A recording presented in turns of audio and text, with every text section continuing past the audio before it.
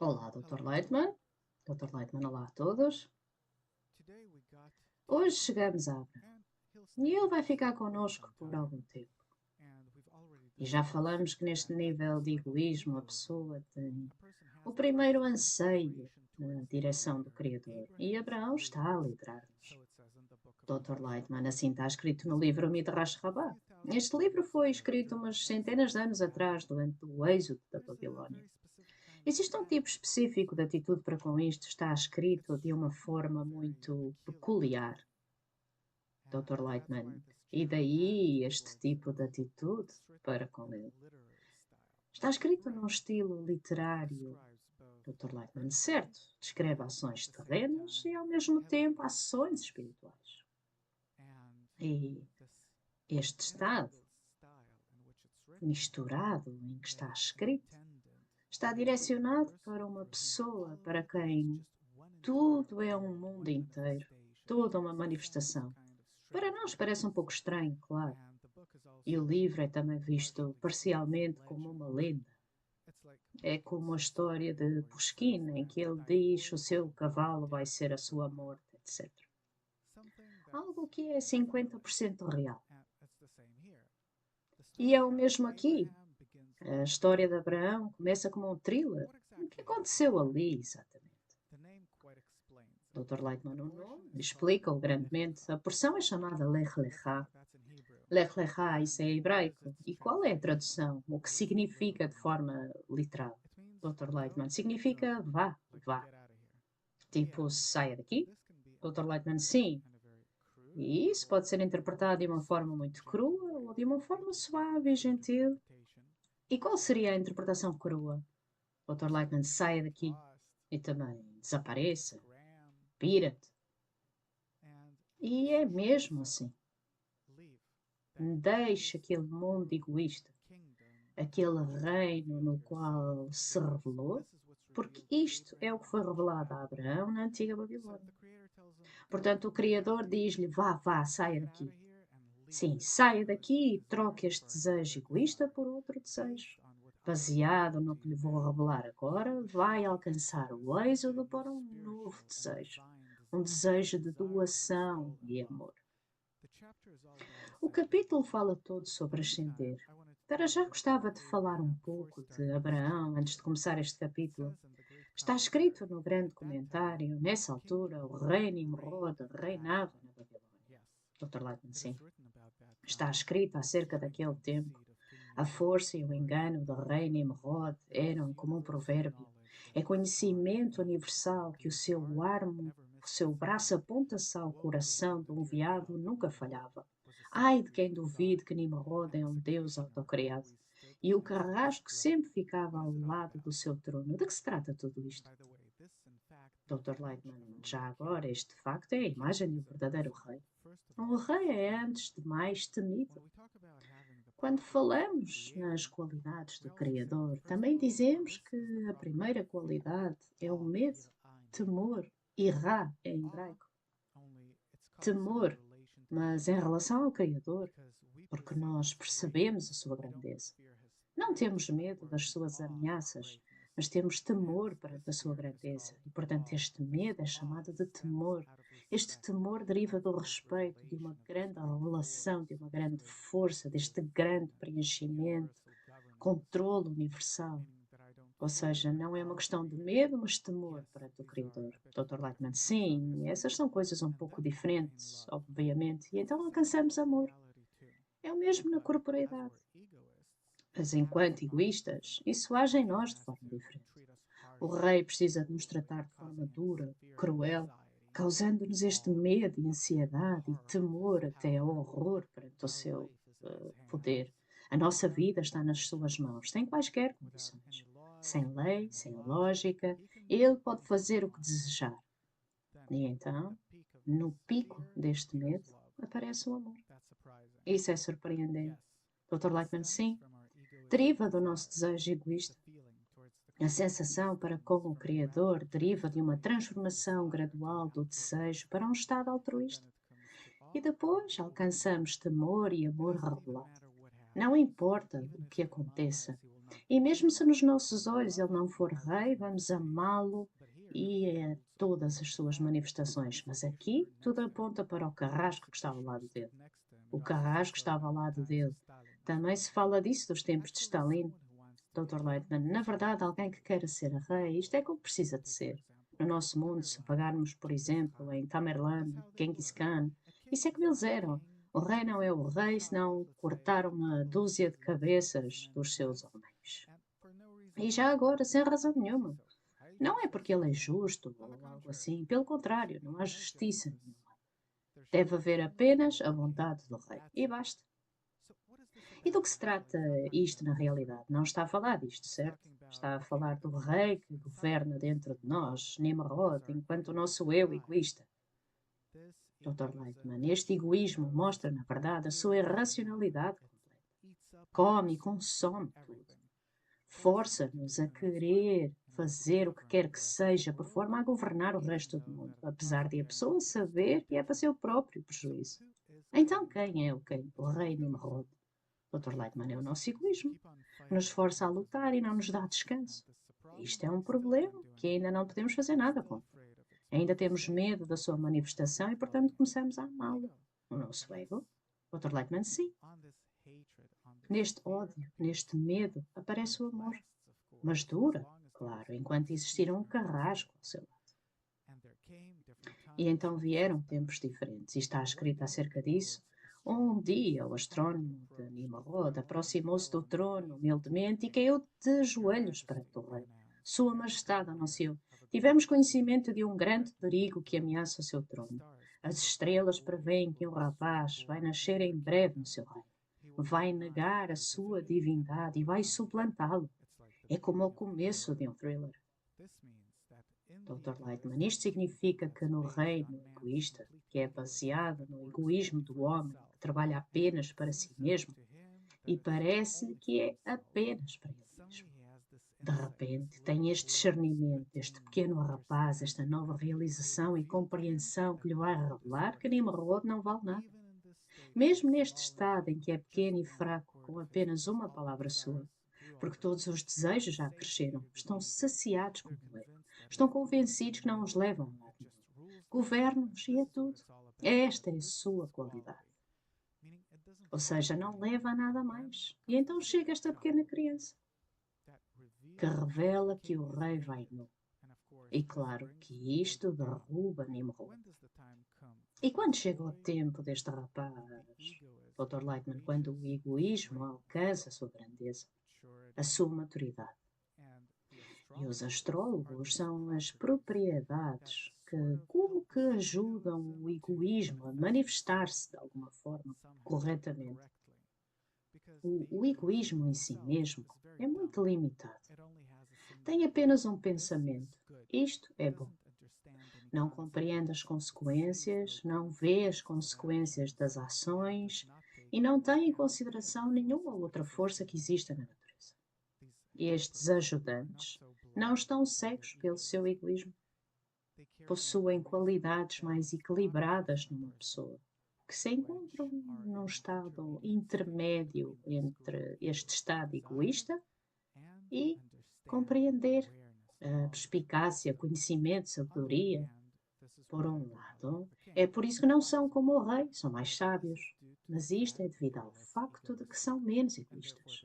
E, portanto, podem dissipar esta grande ameaça. Dr. Leitman, sim. Isto é o que está escrito acerca daquela criança. Dr. Leitman, Abraão estava prestes a descer e era necessário que Nimrod soubesse acerca disto. Porque de outra forma, Abraão não vai crescer para ser Abraão. Deve crescer perseguido, no exílio. Vemos o mesmo com Moisés e depois acontece com todos. Qualquer crescimento acontece num estado de exílio, num estado de pressão, perseguição. O que faz Nimrod? Ele diz: vou emitir um decreto que ordena que sejam construídas casas especiais para colocar todas as mulheres grávidas. Vamos garantir que apenas as meninas sejam mantidas vivas. Terra, um dos principais nobres da corte, estava presente durante a discussão e perguntou então de brincadeira: não espera que eu coloque a minha mulher num destes edifícios, pois não? Dr. Lightman Terrar é um conselheiro próximo de Nimrod. É um astrólogo, é um feiticeiro, prevê tudo o que é bom para o egoísmo, é um guia, um líder de egoísmo neste grande reino. Nimrod sabe que, graças a Terrar, ele vive e prospera, e, portanto, precisam de alcançar um consenso. Em breve, o seu filho Abraão vai nascer. Se ele mostrar a Nimrod que ele não confia nele, então, por que é que ele lhe dá ouvidos? Deveria haver confiança completa entre Nimrod e Terrar. Terrar é como o próximo passo, um olhar mais no futuro relativamente a Nimrod. Ele é um idealista versus Nimrod, que é mais prático. Dr. Lightman, sim. O que são estas casas, como está escrito? Que todos os meninos vão ser mortos e apenas as meninas vão escapar com vida. Dr. Lightman lembra-nos de Faraó, que disse o mesmo acerca das parteiras. Como Moisés foi então encontrado como o único que foi salvo da execução. Todas as crianças foram mortas, apenas Moisés sobreviveu. O mesmo aconteceu aqui. Todas as crianças foram destruídas, exceto Abraão, que foi salvo e permaneceu. Ou seja, de todos aqueles desejos que nasceram no processo de crescimento e desenvolvimento, há apenas um desejo que é correto. E, portanto, a pessoa deve escolhê-lo. Podemos escolher apenas um desejo com o nosso egoísmo. E com a sua ajuda, podemos avançar para o objetivo. O nosso egoísmo quer destruir este desejo. E, portanto, deve haver um desenvolvimento interno e inconsciente em nós mesmos, independente de nós. Cresce e manifesta-se.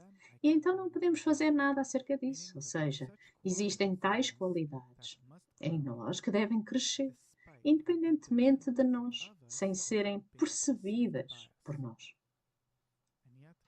E ainda assim pergunto, novamente, o que significa que apenas as meninas vivem e os meninos precisam ser mortos? Dr. Lightman, os desejos permanecem e as intenções são destruídas. Então as meninas são o desejo? Dr. Lightman, sim, o desejo, a carência, não importa que palavra utiliza, nukva. Nukva em hebraico vem da palavra neked, vaso. E os meninos são a satisfação?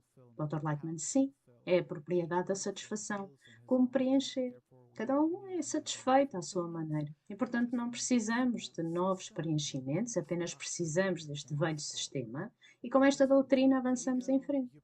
Vamos satisfazer o ego, você providencia o ego e eu sei como satisfazê-lo. Isto é Nimrod. Muito bem, então acontece o seguinte.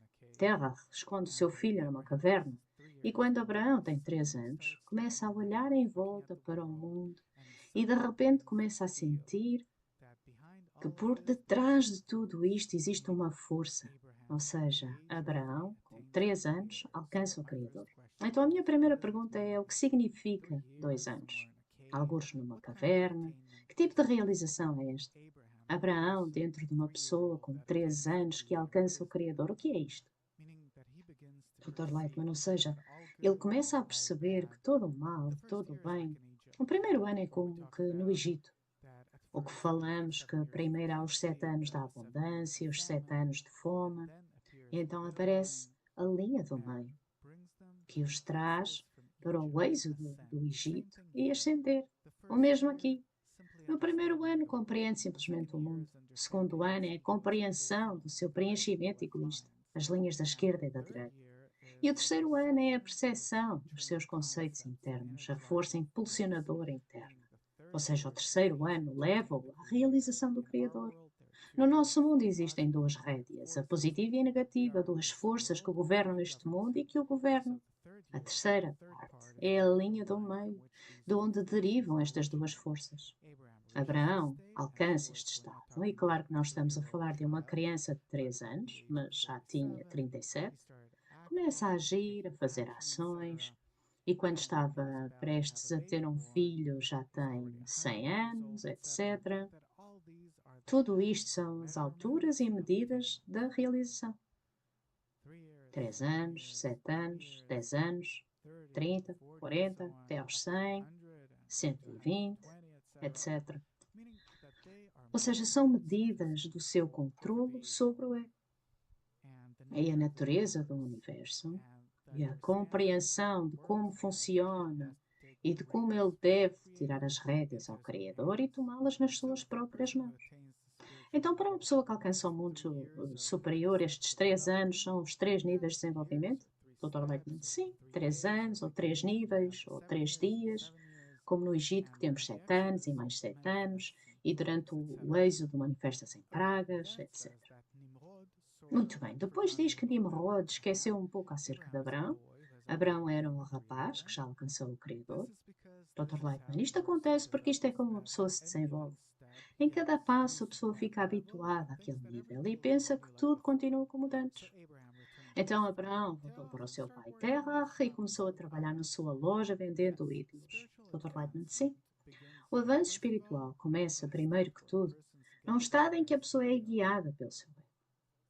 Ele ainda está sob o controle da Terra, de alguma forma, absorve conhecimento da Terra, que o guia. Ou seja, o que é que ele aprendeu? Ele tira do seu pai, Terra, todo o seu conhecimento, técnicas, como lidar com a vida, com o ego, etc.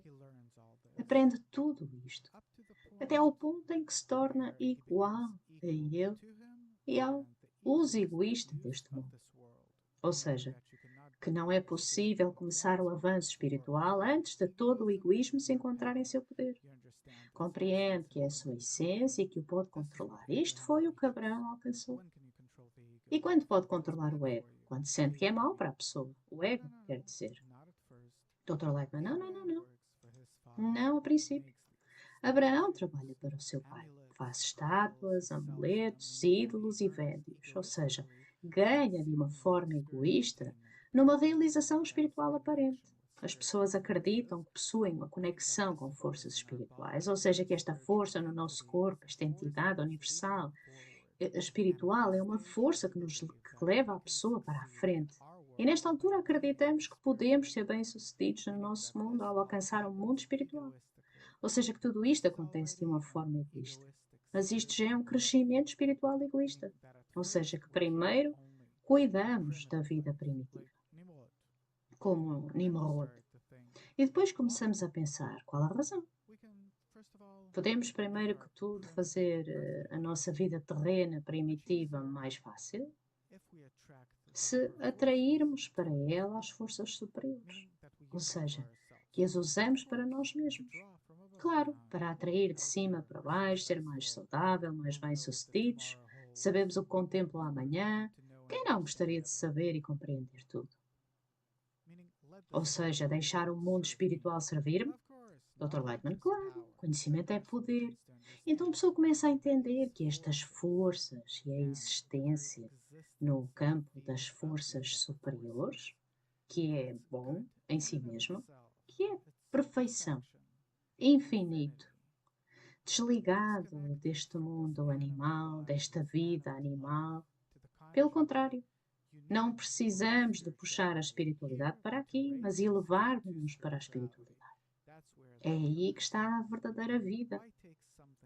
Por que pegar em algo dali para esta existência insignificante? Se nós mesmos podemos sair desta existência para o mundo superior.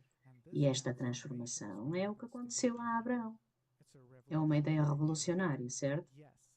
Dr. Leitman, sim. E acontece de forma gradual. E assim acontece até este dia. A pessoa chega até nós porque se sente mal nesta vida.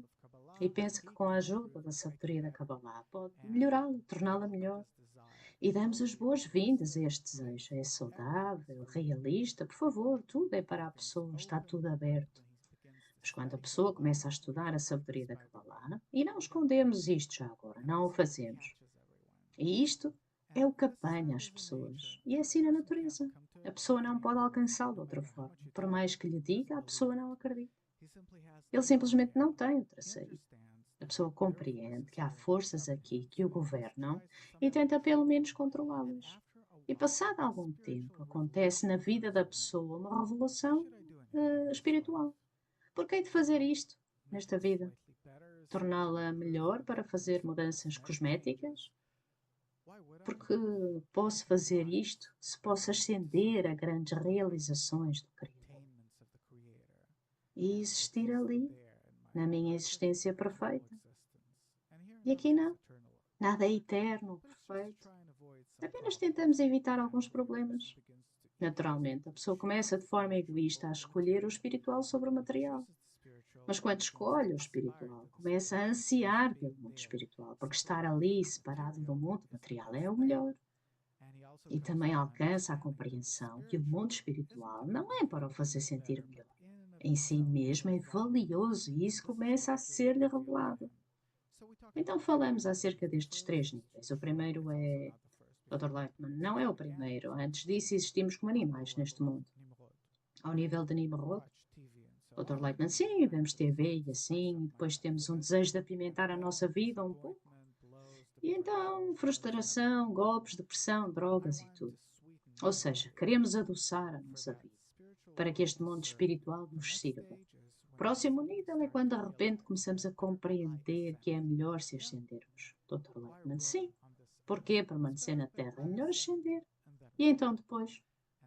Depois, fica tão inspirado pelos valores espirituais superiores de plenitude, perfeição, eternidade, que já não quer encontrar-se neles pelo seu benefício, mas quer simplesmente dissolver-se nessas qualidades, ser como aquela qualidade, estar nela.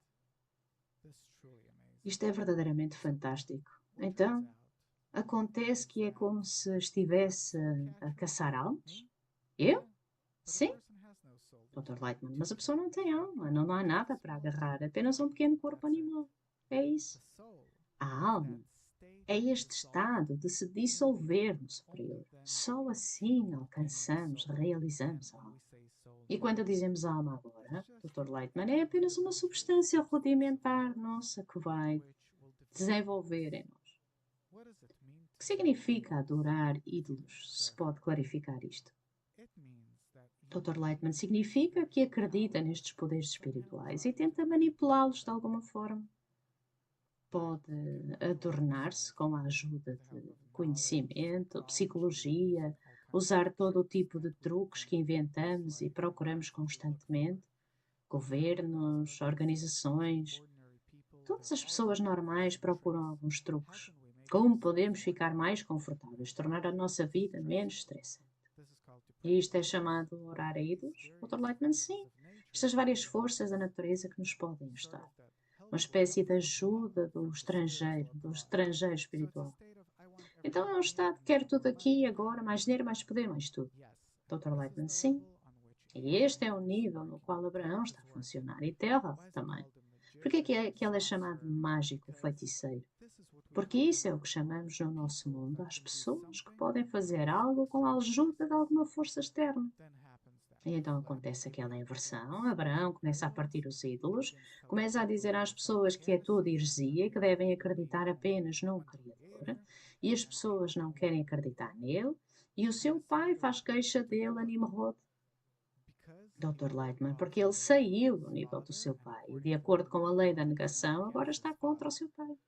Certo, ele parte todos os seus ídolos, ele arruína o seu negócio. Dr. Lightman, bem, não estamos a falar de pai e filho aqui, mas de dois níveis, dois estágios de desenvolvimento do homem, que ele superou o seu nível anterior, nega esse nível, afasta-se dele e quer elevar-se acima dele. Quer elevar-se. Dr. Lightman, sim.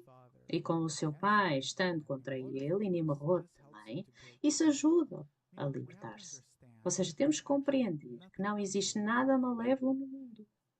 Se usarmos corretamente todas as forças por forma a avançarmos na direção do objetivo, vemos que são todas úteis. Todas chegam no momento certo, na combinação correta entre elas, aparecem em nós, etc. Então Abraão é julgado, fica na prisão 10 anos, depois tentam queimá-lo, etc. E passa por tudo isto de forma bem-sucedida, permanece neste país, como que o deixam em paz. Dr. Lightman, é um estado interno em que a pessoa, como caminha de canto para canto no forno, ele já está acima deste inferno egoísta, em que todos os seus desejos estão a arder para serem preenchidos. Mas ele já está acima de tudo isso, não precisa deles. Tudo queima nele, mas ele está acima disso e, portanto, o fogo não pode tocar-lhe. E 10 anos passam, ou seja, 10 níveis completos do seu desenvolvimento espiritual na prisão. Cada nível é constituído por 10 sefirot, 10 partes, e ele já tem que ser libertado. E tudo isto acontece dentro de nós. Dr. Lightman, sim, apenas dentro da pessoa. Apesar de que, historicamente, todos estes dramas e ações, atos, todos aconteceram entre diferentes pessoas, personagens. Na espiritualidade, todos estes níveis de desenvolvimento têm lugar numa só pessoa, em cada um de nós. Mas na Terra, tem lugar em diferentes pessoas, em alturas diferentes. Caros telespectadores, infelizmente o nosso tempo acabou. Fiquem connosco. Para a próxima vamos falar de Abraão, do Abraão dentro de nós, da sua viagem e como ele alcança estas qualidades de doação. Muito obrigada, tudo do melhor.